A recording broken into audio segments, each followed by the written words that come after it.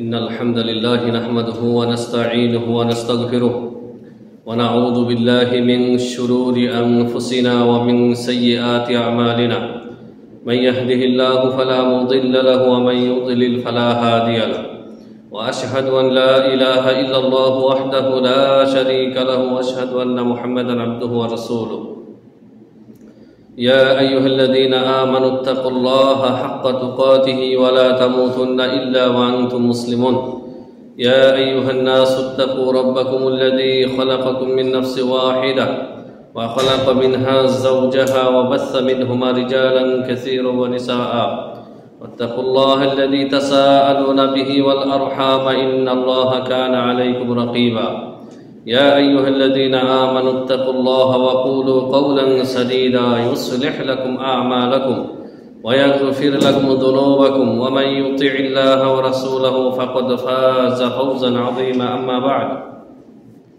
فإن خير الحديث كتاب الله وخير الهدي هدي محمد صلى الله عليه وسلم وشر الأمور محدثاتها وكل محدثة بدعة وكل بدعة ضلالة وكل ضلالة في النار فأعوذ بالله من الشيطان الرجيم يا أيها الذين آمنوا إن تنصروا الله ينصركم ويثبت أقدامكم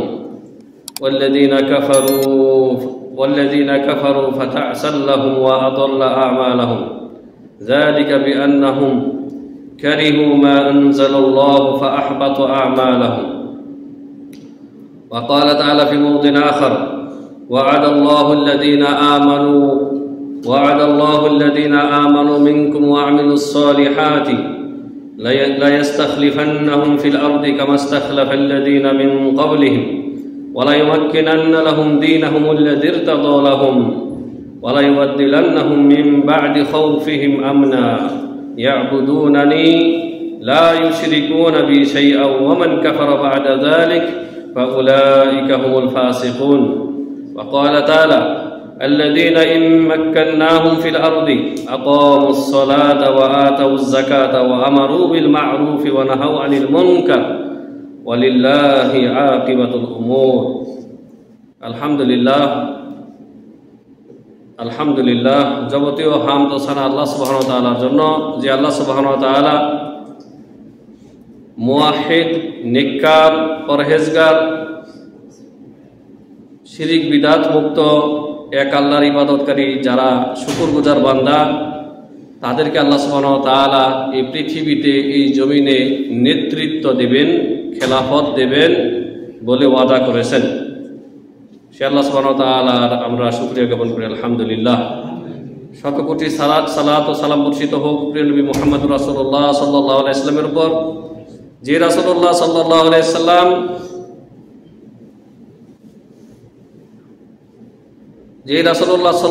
সাল্লামের মাধ্যমে আল্লাহ রাব্বুল আলামিন এই আয়াতের বাস্তবায়ন দেখিয়েছেন যে আয়াতগুলি আমি শুরুতে পাঠ করেছি সম্মানিত হাজিরিন যে আয়াতগুলিতে আল্লাহ রাব্বুল আলামিন ওয়াদা করেছেন যে যারা ঈমানের সাথে নেক আমল করবে তাদেরকে এই জমিনে আল্লাহ রাব্বুল আলামিন তামকিন দান করবেন তামকিন মানে শক্তি সামর্থ্য দান করবেন মানে এখানে সুলতান কুওয়া খেলাফত শাসন ব্যবস্থা রাজত্ব যাই বলেন সেটা দান করবেন এবং স্থায়ী দান করবেন আর আমাদের নবী সাল্লাল্লাহু আলাইহি সাল্লাম তার নবুয়তি জীবনের শেষ 10 বছর 13 বছর মক্কায় কাটিয়েছেন তারপরে মদিনায় হিজরত করার পরে দাওয়া এবং তাবলীগের মাধ্যমে যখন বিশাল একটি দল তৈরি করতে সক্ষম হয়েছে তখন আল্লাহ রাব্বুল আলামিন তার নবী সাল্লাল্লাহু আলাইহি সাল্লামকে রাষ্ট্রীয় শক্তি বা রাষ্ট্রীয় ক্ষমতা রাজত্ব দিয়েছেন এবং নবী সাল্লাল্লাহু আলাইহি সাল্লামের পরে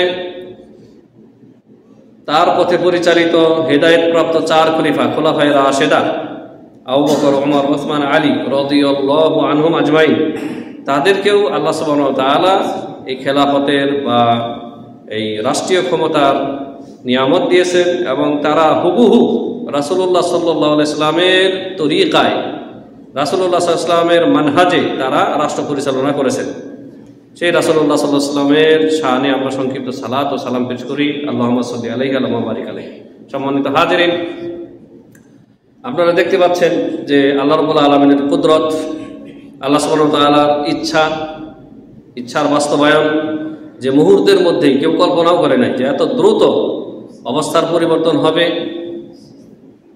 এখানে বারবার একটি কথাই আমাদের মনে পড়ে, যারা শুধু যারা আল্লাহ সুবহানাহু ওয়া তাআলার কুদরত, আল্লাহ তাআলা যে সার্বভৌমত্বের অধিকারী, তিনি যে আলা কুল্লি শাইইন কদির, সবকিছুর উপরে যে তিনি সর্বময় ক্ষমতার অধিকারী, এই জিনিস যারা আল্লাহ রাব্বুল আলামিনের আসমা ও সিফাত নিয়ে যারা চিন্তা গবেষণা করে, তারাই এটা বুঝতে পারে যে যেই জালিম দীর্ঘ 16-17 বছর অক্টোপাসের মতো ধরে রেখেছিল, মানুষের উপরে হেন কোনো জুলুম নাই যা করেনি, এবং মানুষের বাক স্বাধীনতা এমনভাবে সে কুক্ষিগত করে রেখেছিল বা আপনার বাক রুদ্ধ করে রেখেছিল যে কোনো জুলুম নির্যাতনের বিরুদ্ধে কেউ টু শব্দটা পর্যন্ত করতে পারেনি। আর প্রতিটা সেক্টরে সে তার নিজের লোক এমনভাবে সেটিং করেছিল যে তার বিরুদ্ধে তাকে হেলানোর মতো কোনো ক্ষমতা কারো ছিল না। কিন্তু আল্লাহর ইচ্ছা, ওয়া কানা আমরুল্লাহি মাফউলা, আল্লাহর ইচ্ছাই হচ্ছে চূড়ান্ত, বাস্তবায়ন হবেই হবে। সম্মানিত হাজিরিন, খুব খেয়াল করবেন আজকের আলোচনার বিষয়। আমি যে আয়াতগুলি পড়েছি, যারা তর্জমা বুঝেছেন তারা বুঝতে পেরেছেন যে আলোচনার ধরন কোন দিকে, যে তাকে আল্লাহ রাব্বুল আলামিন সরিয়েছেন, এবং ছোট্ট একটা ইস্যু কোটা বিরোধী আন্দোলনের ছাত্রদের মাধ্যমে এই বিপ্লব আল্লাহ রাব্বুল আলামিন ঘটিয়েছেন। কিন্তু এই যে এত দীর্ঘ বছর আল্লাহ তাআলা তাকে রেখেছিলেন, তিনি আল্লাহর শুকরিয়া আদায় কল্পে কি করেছেন? আল্লাহ রাব্বুল আলামিন এই আয়াতে যা কিছু আমাদেরকে নির্দেশনা দিয়েছেন, এই আয়াত মোতাবেক তারা কি করেছে যদি বলতে হয়, তাহলে বলবো যে তারা এই যে ক্ষমতা বা নেতৃত্বের যে নিয়ামত পেয়েছিল, এই নেতৃত্বে তারা যথাযোগ্য সৎ ব্যবহার করেনি এবং আল্লাহর শুকরিয়া আদায় করেনি, এবং নেতৃত্ব পাওয়ার পরে কিভাবে আল্লাহর শুকরিয়া আদায় করতে হয় সেটা তারা টোটালি করেনি, বরং এরা আল্লাহর নিয়ামতের সাথে কুফরি করেছে। এক তো মানুষের উপরে জুলুম নির্যাতন করেছে, সেটা তো আলাদা বিষয়, এই বিষয় নিয়ে আমরা অত কিছু বলিও না, মানুষের শুধু বলি যে সবর করেন। কিন্তু তারা দিনের যারা প্রকাশ্য দুশমন, নাস্তিক, মুলহিদ, মুনাফিক, এদেরকে প্রত্যক্ষ পরোক্ষভাবে এরা কি করেছে? মদদ দিয়েছে।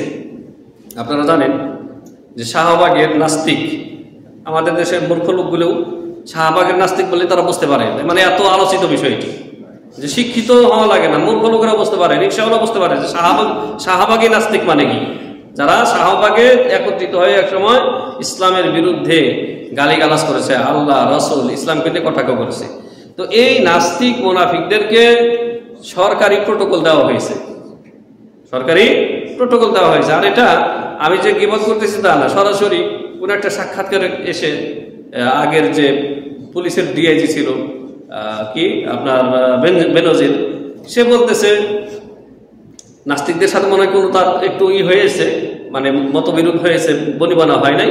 তখন বলতেছে আপনাকে তো আমরা শাহবাগে আপনাকে এত টাকা প্রতিদিন আপনার পক্ষে খরচ করেছি, আপনাদেরকে বিরিয়ানি খাইয়েছি, আপনাদেরকে গার্ড দিয়েছি।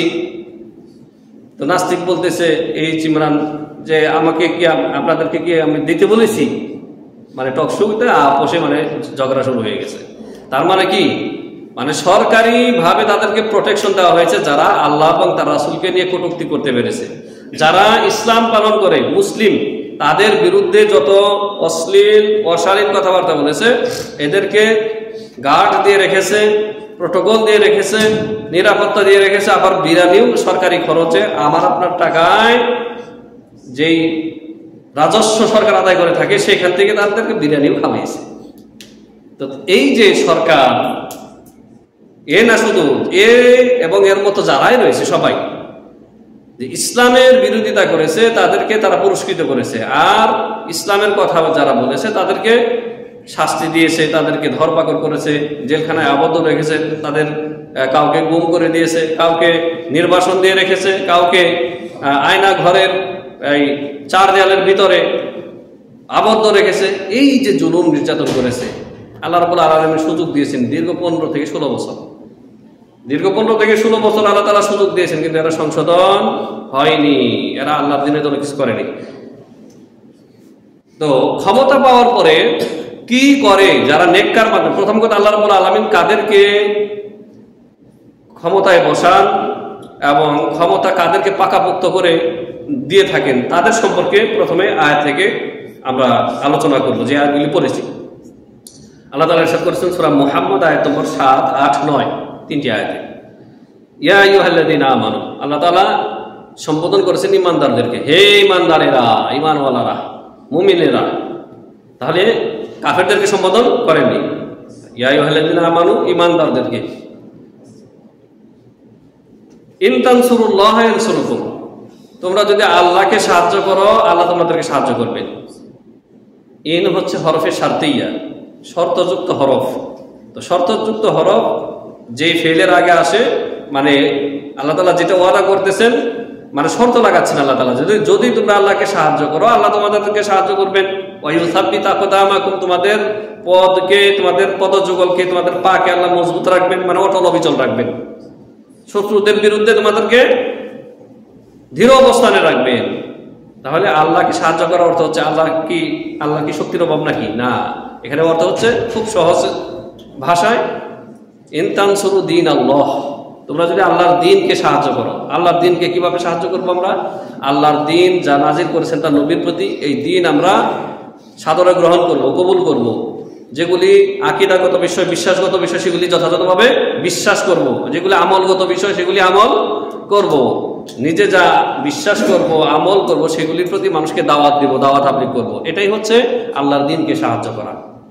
এটা হচ্ছে কি? আল্লাহর দ্বীনকে সাহায্য করা। তো আল্লাহর দ্বীন যথাযথভাবে মেনে পালন করলে এবং তার তাবলীগ মানুষের নিকটে করলে, আর যখন আপনি সমাজের সংস্কারের কাজ করবেন, সংশোধনমূলক কাজ করবেন, আল্লাহ তাআলা বলেছেন তোমাদেরকে কি করবেন? সাহায্য করবেন। তার বাস্তব নমুনা, বাস্তব উৎকৃষ্ট উদাহরণ হচ্ছে নবী সাল্লাল্লাহু আলাইহি ওয়াসাল্লামের মাদানী জীবন। মক্কায় 13 বছর থাকার পরে 80 জন বা 83 জন নারী পুরুষ ইসলাম কবুল করেছে মাত্র 13 বছরে।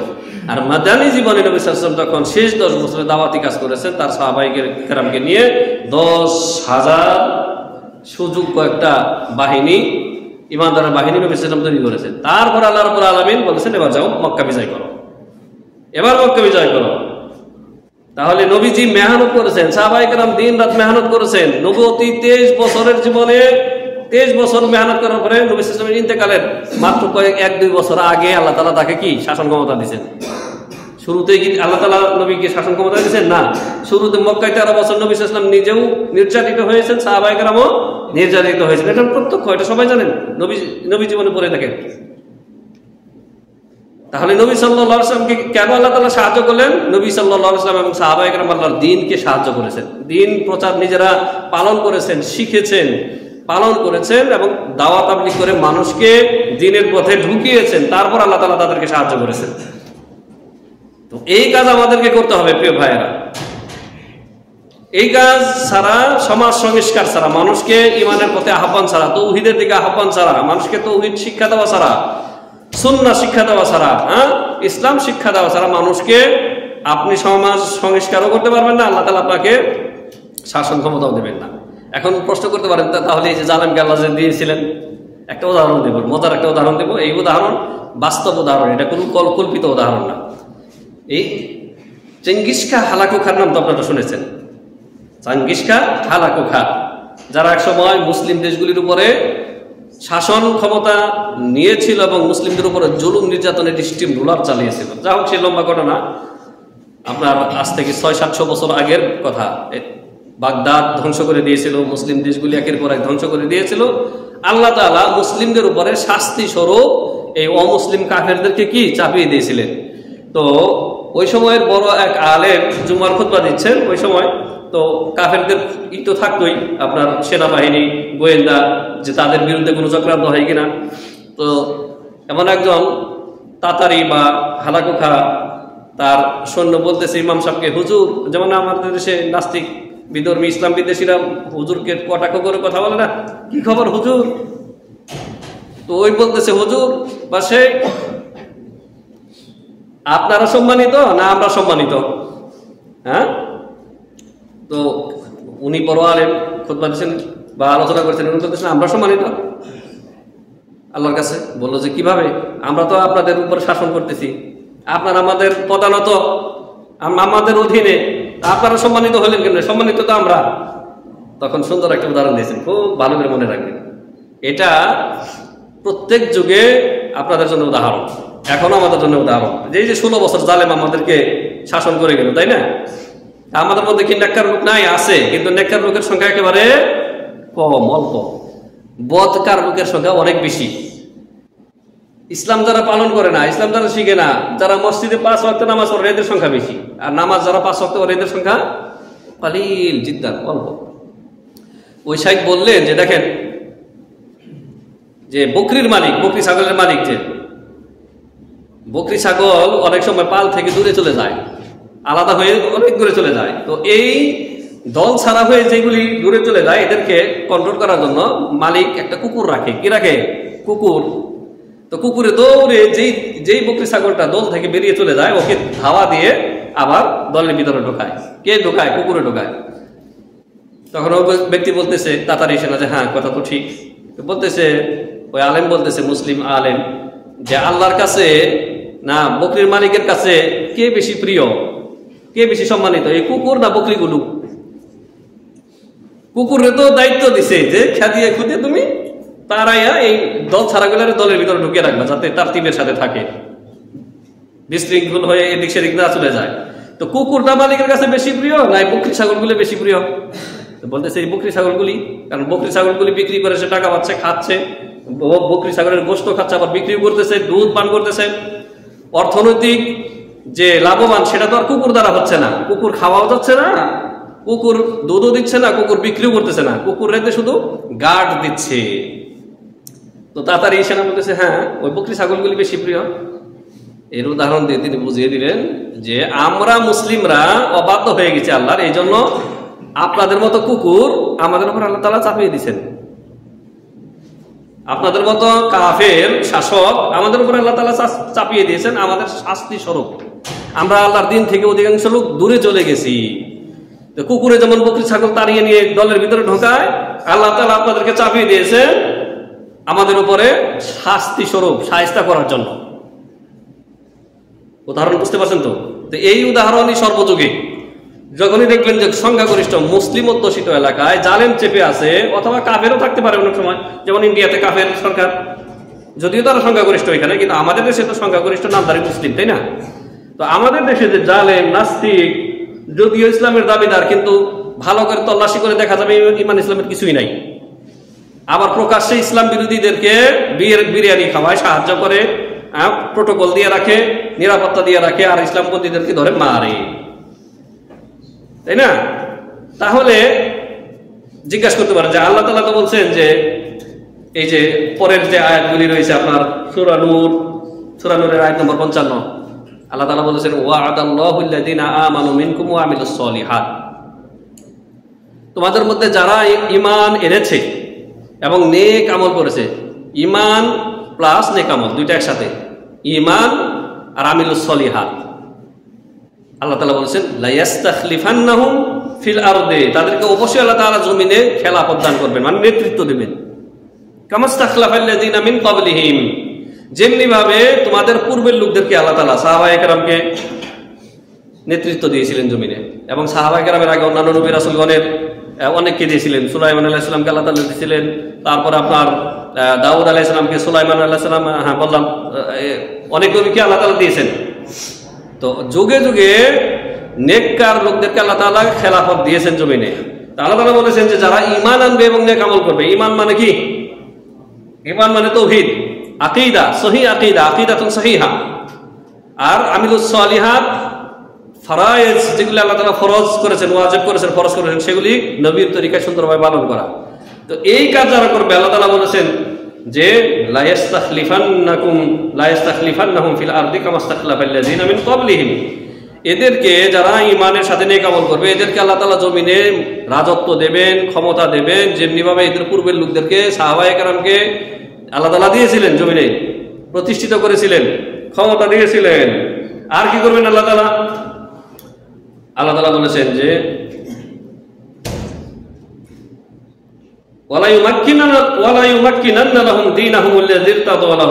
আর তাদের যে দিন ইসলাম আমি দিয়েছি সেই ইসলামকে আল্লাহ তাআলা তামকিন দান করবেন, মানে ইসলাম সুপ্রতিষ্ঠিত রাখবেন, ইসলামকে বিজয়ী হিসেবে রাখবেন, আল্লাহ তাআলা বিজয়ী করে রাখবেন, যেই ইসলামের প্রতি আল্লাহ তাআলা সন্তুষ্ট। ইসলাম ছাড়া অন্য ধর্ম আল্লাহ কবুল করবেন না। ওমাই ইয়াবতাগি গায়রাল ইসলামি দীনান ফালা ইউকবাল মিনহু। ইসলাম ছাড়া যে ব্যক্তি অন্য ধর্ম নিয়ে আল্লাহর কাছে যাবে, আল্লাহ সেটা কসিম কালে গ্রহণ করবেন না। আল্লাহ তাআলা তাহলে ঈমান এবং নেক আমল যারা করবে তাদেরকে খেলাফত দেবেন, নেতৃত্ব দেবেন, রাজত্ব দেবেন। তারপর কি করবেন আল্লাহ তাআলা? তাদের দ্বীনকে সুপ্রতিষ্ঠিত করবেন, দ্বীন ইসলামকে। আর কি করবেন? 3 নম্বরে আল্লাহ তাআলা বলেছেন ওয়ালা ইউবাদদিলান্নাহুম মিন বা'দি খাউফিহিম আমনা। তাদের ভয় ভীতি দূর করে আল্লাহ তাআলা নিরাপত্তা দিবেন, ভয় ভীতি দূর করে নিরাপত্তা দিবেন। দেখেন এখন বর্তমানে সরকার ভেঙে গেছে, আর অস্থায়ী সরকার গঠন করা হয়েছে, কিন্তু পুলিশ ডিউটি করতেছে না, পুলিশ ডিউটি ছেড়ে দিয়েছে।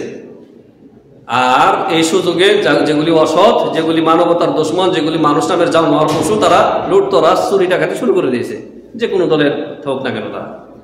তো এই যে আল্লাহ রাব্বুল আলামিন বলেছেন যে নেককারদেরকে যখন আল্লাহ তাআলা জমিনে খেলাফত দেবেন, রাজত্ব দেবেন, তাদের দ্বীনকে সুপ্রতিষ্ঠিত করবেন, তাদের ভয় ভীতি দূর করে নিরাপত্তা দেবেন, গ্যারান্টি দিয়েছেন আল্লাহ তাআলা। শর্ত হচ্ছে কি? দুইটা শর্ত।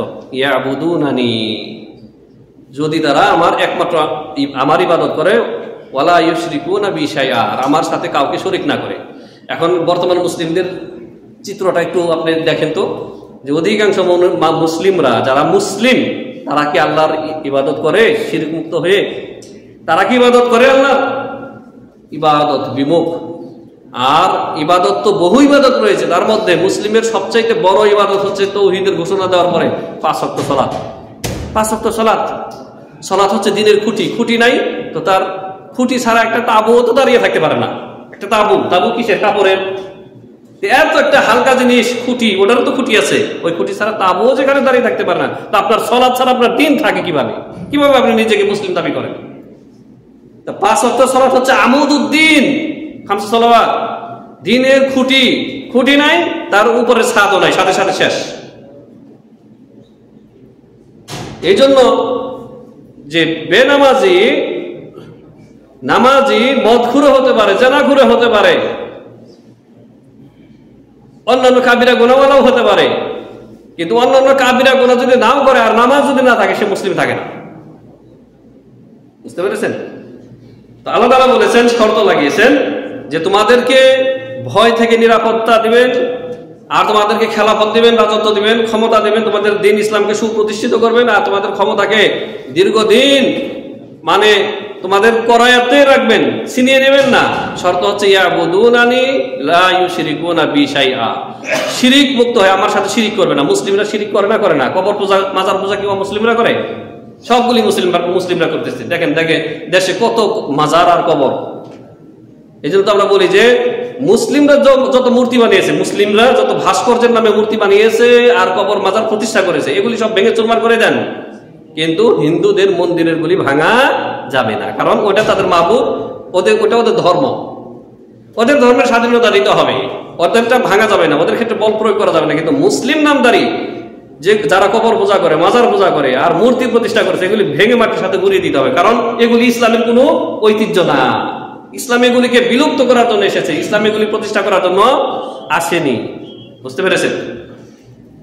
তাহলে আল্লাহ তখনই ক্ষমতা দিবেন ইমানদারদেরকে, যে এখন ইমানদারদের এই যে দেখেন যে উদ্দেশ্যে বলা হচ্ছে যে দ্বিতীয়বার স্বাধীন করা হলো, তারা তো মেহনত করেছে, আমাদের ছাত্র ভাইয়েরা জীবন দিয়েছে, প্রায় 1000, সঠিক তথ্য আল্লাহু আলাম, যে 1000-এর উপরে মারা গেছে, কেউ বলতেছে 6000 মারা গেছে।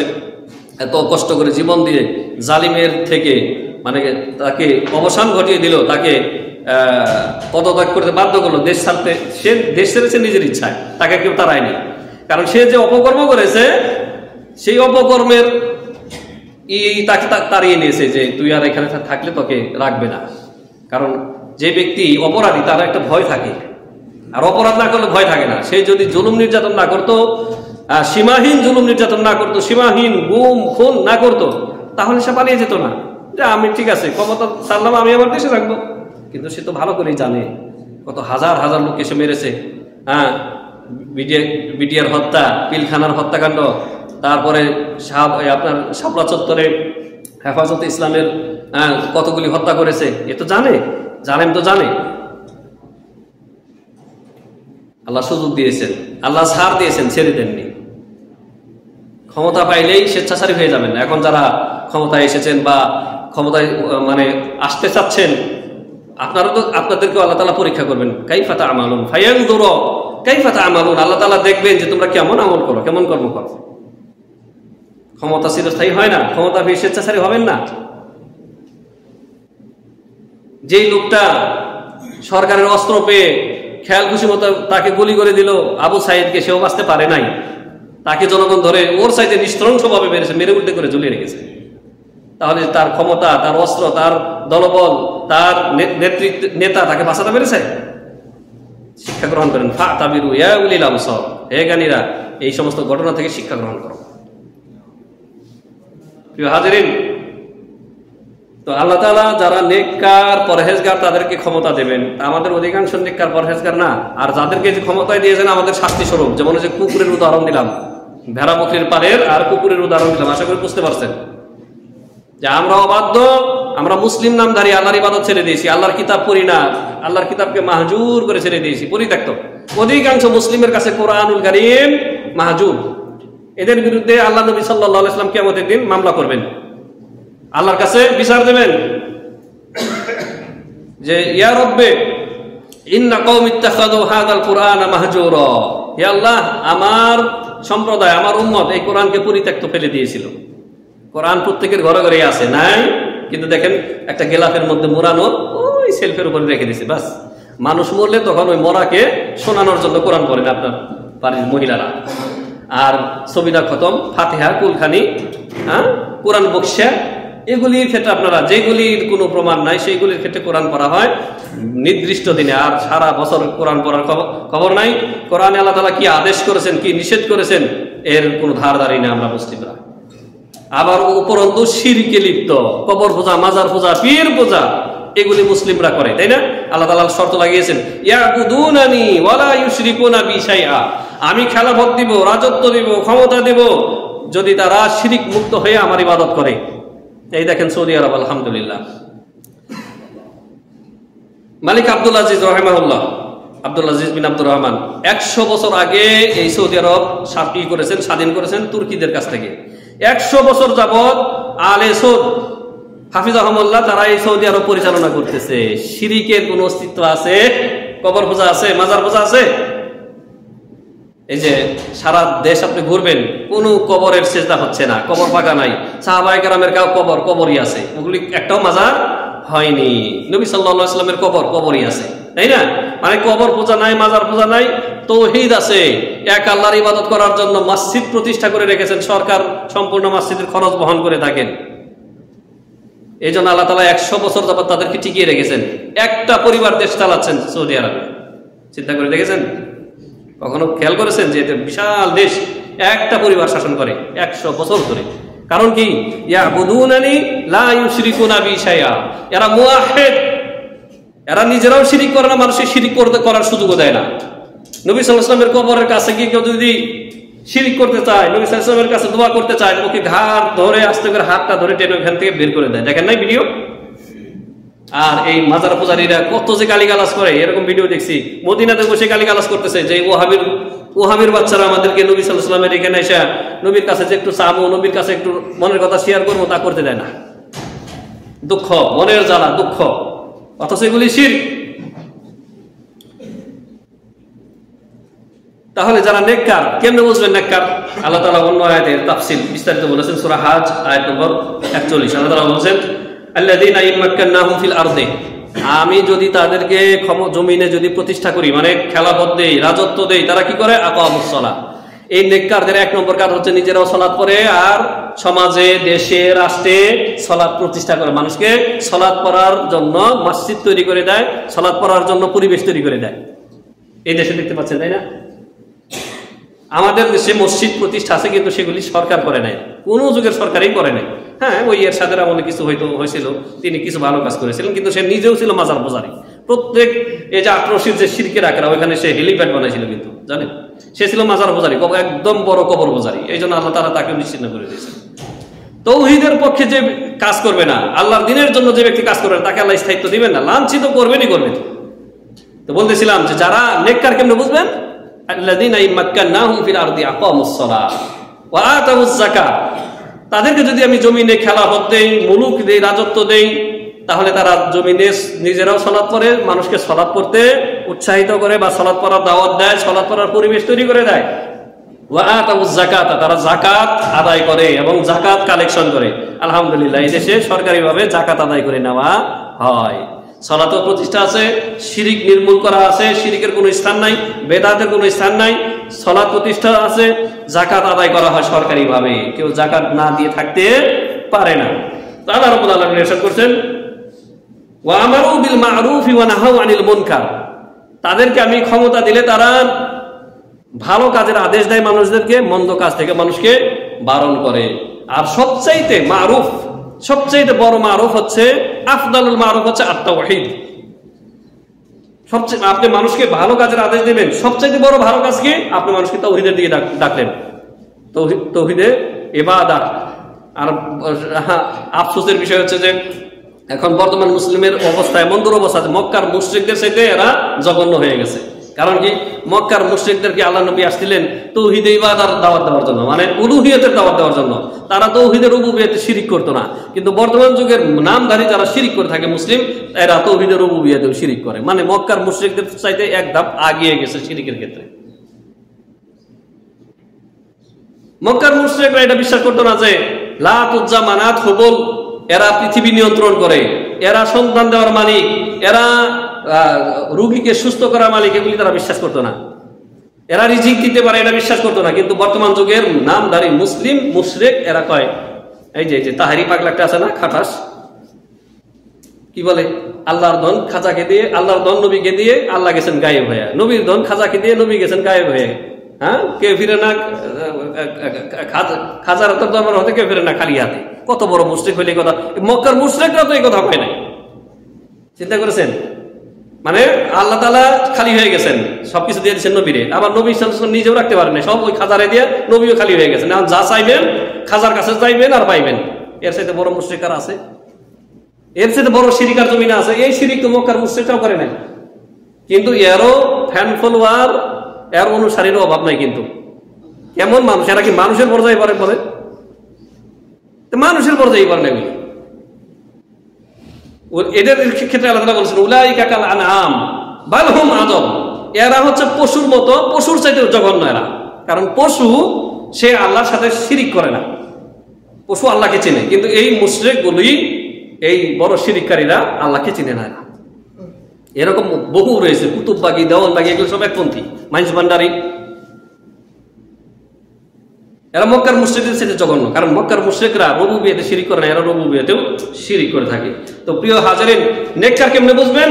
যারা ক্ষমতায় আসলে মানুষকে সালাত পড়তে বাধ্য করবে, সালাতের জন্য পরিবেশ তৈরি করবে, মসজিদ নির্মাণ করবে, মসজিদ পরিচালনা করবে, নিজেরাও নামাজ পড়বে, অন্যকেও নামাজ পড়ার জন্য ব্যবস্থা করবে, দাওয়াত দেবে।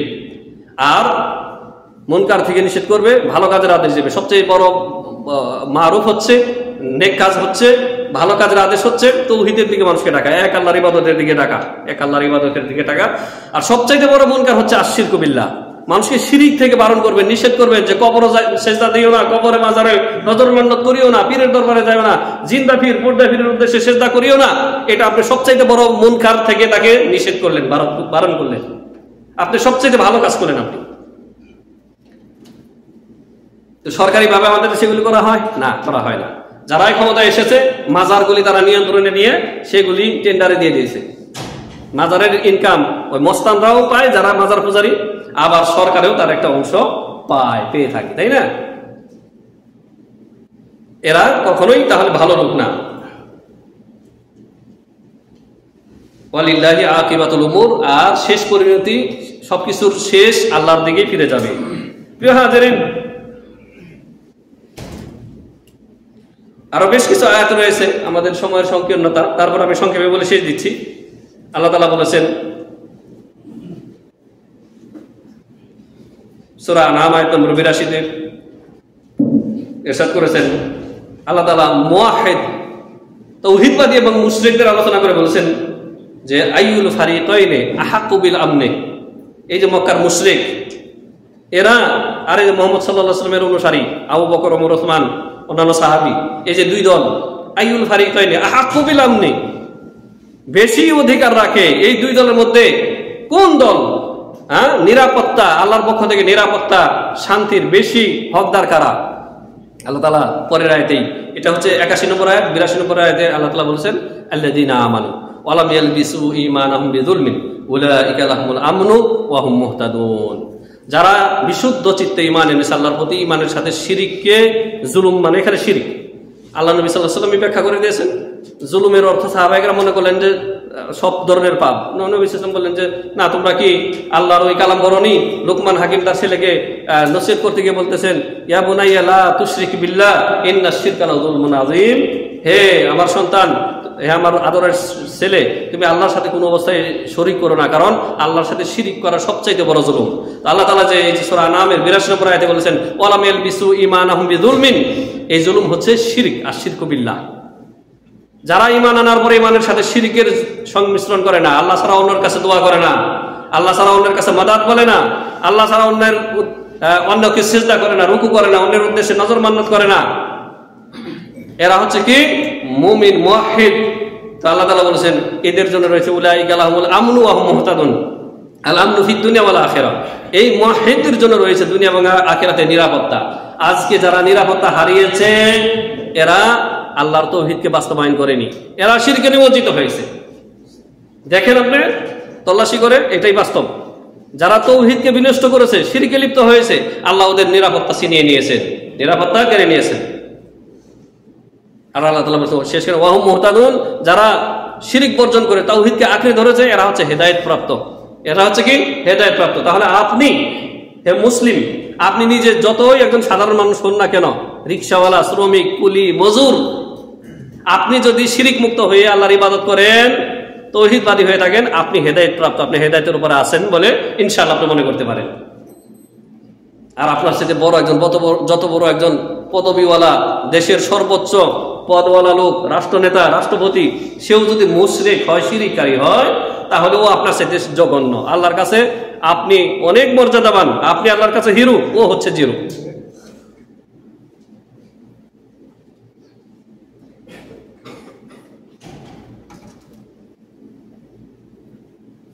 তো আল্লাহ সুবহানাহু ওয়া তাআলা যে ওয়াদা আমাদেরকে করেছেন যে ইন তানসুরুল্লাহ ইয়ানসুরকুম ওয়া ইউসাব্বিত আকদামাকুম, আল্লাহকে সাহায্য করো মানে আল্লাহর দ্বীনকে সাহায্য করো, তাহলে আল্লাহ তোমাদেরকে সাহায্য করবেন, তোমাদের কাফেরদের বিরুদ্ধে এই জমিনে প্রতিষ্ঠিত করবেন, তোমাদেরকে অটল অবিচল রাখবেন শত্রুর মোকাবেলায়। তো আশা করি কথাটা স্পষ্ট। আর আল্লাহর সাহায্য কিভাবে করতে হয় এই খুতবার মধ্যে আমরা সেটা বলার চেষ্টা করেছি সংক্ষিপ্ত খুতবায়। আর এই যে আমাদেরকে, যাদেরকে এখন আল্লাহ তাআলা বসিয়েছেন, আমরা তাদের জন্য দোয়া করব, খায়রের দোয়া করব, কল্যাণের দোয়া করব। আমাদের উলামায়ে কেরাম যারা রয়েছেন তারা তাদের কাছে যাবে, তাদেরকে উত্তম উত্তম নসিহত করবেন, দিক নির্দেশনা দেবেন। হ্যাঁ, এদের পরে এদেরকে আল্লাহ তাআলা স্থায়ীভাবে রাখবেন না, এদের পরে আরো মানে নির্বাচনের মাধ্যমে তো কখনো ভালো লোক আইতেই পারে না। আমি একটা কথা আজকে বলে যাচ্ছি, ছোট মানুষ হয়ে মনে রাখবেন, নির্বাচনের মাধ্যমে মানে গণভোটের মাধ্যমে কিয়ামত পর্যন্ত কোনো ভালো শাসক আসবে না। কারণ কি, সংখ্যাগরিষ্ঠ লোকের ভোটকে কি করা হয় বা প্রাধান্য দেওয়া হয়। তো সংখ্যাগরিষ্ঠ লোক কি ভালো না মন্দ? বলবেন যে মন্দ। মানে আল্লাহর পথের পথিক না, আল্লাহর পথের চলে না এমন সংখ্যা বেশি। আল্লাহর পথের বাইরে যারা চলে, আল্লাহর দ্বীনের বিরোধিতা করে, আল্লাহর দ্বীন যারা মানে না, এদের সংখ্যা বেশি। চোর, বাটপার, গুন্ডা, বদমাশ, লুচ্চা, পতিতা সবার ভোটের সমান মূল্য, ঠিক কিনা? তো এই গণভোটে কখনো ভালো শাসক আসতে পারে না, অসম্ভব, ইম্পসিবল। যারা নিজেদের তুচ্ছ স্বার্থে 500 টাকা বিড়ি, সিগারেট, জর্দা, তামাকের বিনিময়ে যারা নিজেদের ভোট বা মতামতকে বিক্রি করে দেয়, তারা ভালো মানুষ নাকি বলেন তো? না, ভালো মানুষ না। এর মাধ্যমে ভালো শাসক আসবে না। এই জন্য আমরা বলি, আমার এই কথা যাদের কানে পৌঁছাবে তাদের কানেও যেন পৌঁছায়, যে গণভোটের দরকার নাই। দেশে যোগ্য ব্যক্তিদেরকে নিয়ে শোরা কাউন্সিল গঠন করা হোক। শোরা সদস্যের লোকেরা যাকে প্রেসিডেন্ট, যাকে সরকার বা রাষ্ট্রপতি প্রধানমন্ত্রী নির্বাচন করবে, আমরা সন্তুষ্ট, আমরা আনুগত্য করব।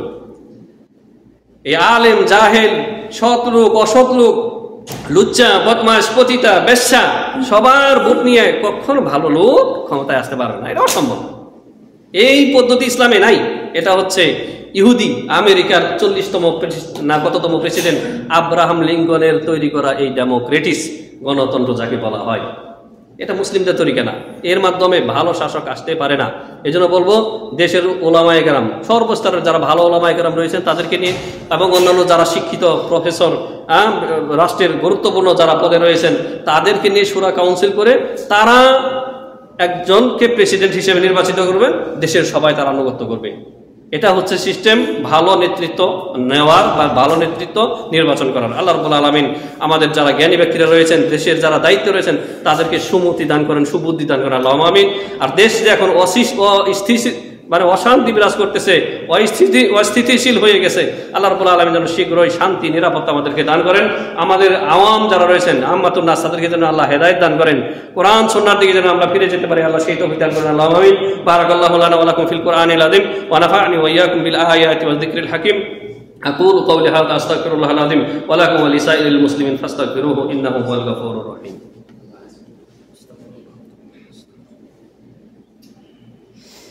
আলহামদুলিল্লাহি ওয়াহদাহু ওয়াসসালাতু ওয়াসসালামু আলা মান লা নাবিয়্যা বা'দা ওয়া আলা আলিহি ওয়া সাহবিহি আজমাইন। সম্মানিত হাজিরিন, তো আমাদের আজকের আলোচ্য বিষয় ছিল যেটি আপনারা শুনলেন, যে ভালো নেতৃত্ব আল্লাহ কাদেরকে দান করেন, আর নেতৃত্ব দেওয়ার পরে কাদেরকে নেতৃত্বের উপরে অটল অবিচল রাখেন। তার উদাহরণও দিয়েছি বাস্তব, যে সৌদি আরবে আল্লাহ তাআলা 100 বছর ধরে এই আলে সৌদকে রেখেছেন, প্রতিষ্ঠিত রেখেছেন, তারা দেশ চালাচ্ছেন সুন্দরভাবে। যদিও তাদের কিছু ভুল ত্রুটি আছে, থাকবে, এটাই স্বাভাবিক।